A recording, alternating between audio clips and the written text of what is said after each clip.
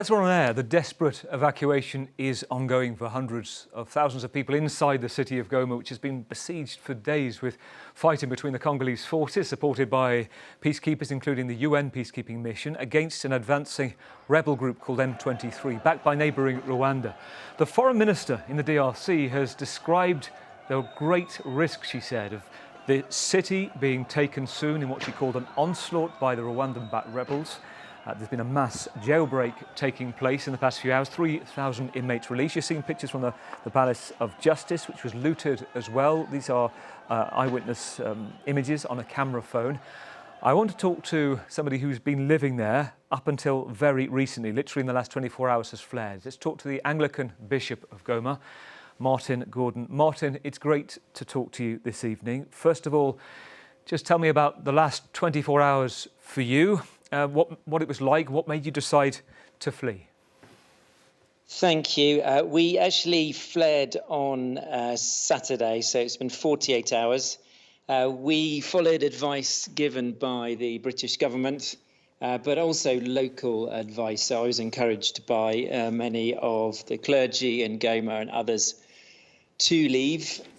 On Friday night, things were getting difficult in the city. The power lines had been hit by the M23 rebels, and much of the city was without water, and there's also an internet blackout on Thursday evening, and there's also another one today. The food prices had been rising since the M23 had taken the port of Minova earlier last week.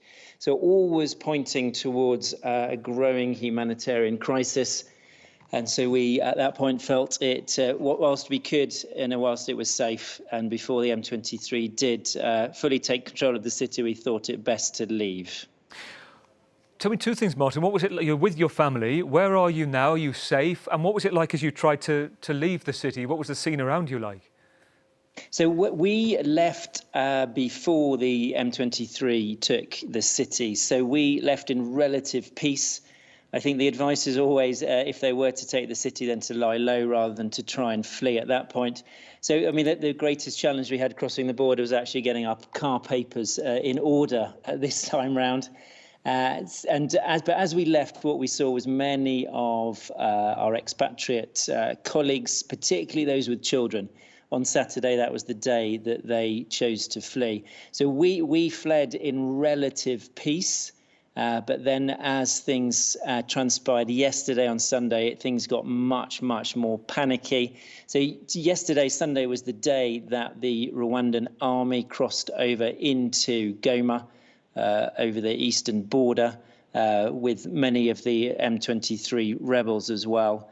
And that's when they tried to take the airport, and then gradually yesterday afternoon, evening, and then into the early hours of this morning was when they took control of many parts of the city. And that's really when panic started to set in, people not knowing what was going on, who had control of which parts of the city. I think the wisdom up until that point had been, if the M23 did again take control of the city, it might be like 2012, it'd be relatively quick, and peace, or some semblance of peace, would be established fairly quickly. But as we speak, so the information I've had later this afternoon is there's still a lot of ongoing fighting in and around the city, as many of the Congolese soldiers and the Wazalendo, the freedom fighters, the local militia, are refusing to give up control of the city of Goma. Martin, so for you, I mean, at the moment, you said to me a second ago that before Goma had fallen, is it your information from those you're speaking to that they have taken the city?